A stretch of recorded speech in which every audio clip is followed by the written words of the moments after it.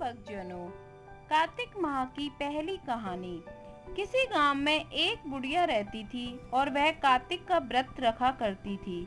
उसके व्रत खोलने के समय कृष्ण भगवान आते और एक कटोरा खिचड़ी का रखकर चले जाते। बुढ़िया के पड़ोस में एक औरत रहती थी। वह हर रोज यह देखकर ईर्ष्या करती कि इसका तो कोई नहीं है, फिर भी इसे खाने के लिए खिचड़ी मिल ही जाती है। एक दिन कार्तिक महीने का स्नान करने बुढ़िया गंगा गई हुई थी। पीछे से कृष्ण भगवान उसकी खिचड़ी का कटोरा रखकर चले गए। पड़ोस ने जब खिचड़ी का कटोरा रखा देखा तो देखा कि बुढ़िया तो है नहीं। तब वह कटोरा उठाकर घर के पिछवाड़े फेंक आई। कार्तिक स्नान के बाद बुढ़िया घर आई तो उसे खिचड़ी का कटोरा नहीं मिला और वह भूखी ही रह गई। बार बार एक ही बात कहती कि कहाँ गई मेरी खिचड़ी और कहाँ गया मेरे खिचड़ी का कटोरा। दूसरी ओर पड़ोसन ने जहाँ खिचड़ी गिराई वहाँ एक पौधा उगा जिसमें 2 फूल खिले हुए थे। एक बार राजा उस ओर से निकला तो उसकी नजर उन दोनों फूलों पर पड़ी और वह उन्हें तोड़कर घर ले आया।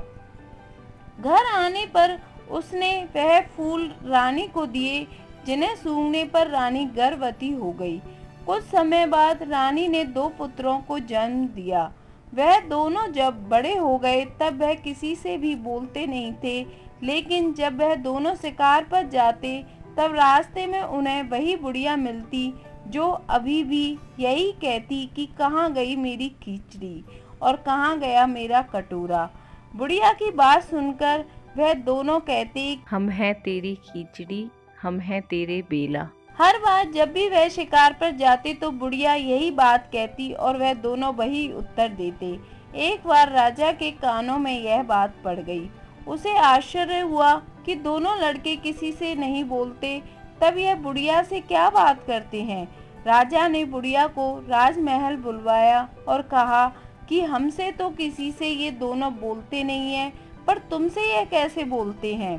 बुढ़िया ने कहा कि महाराज, मुझे तो पता नहीं है कि ये कैसे मुझसे बोल लेते हैं। मैं तो कार्तिक का व्रत करती थी और कृष्ण भगवान मुझे खिचड़ी का बेला भरकर दे जाते थे। एक दिन मैं स्नान करके वापस आई तो मुझे वह खिचड़ी नहीं मिली। जब मैं कहने लगी कि कहाँ गई मेरी खिचड़ी और कहाँ गया मेरा बेला, तब इन दोनों लड़कों ने कहा कि तुम्हारी पड़ोसन ने तुम्हारी खिचड़ी फेंक दी तो उसके 2 फूल बन गए थे। वह फूल राजा तोड़कर ले गया और रानी ने सूंघा तो हम 2 लड़कों का जन्म हुआ। हमें भगवान ने ही तुम्हारे लिए भेजा है। सारी बात सुनकर राजा ने बुढ़िया को महल में ही रहने को कहा।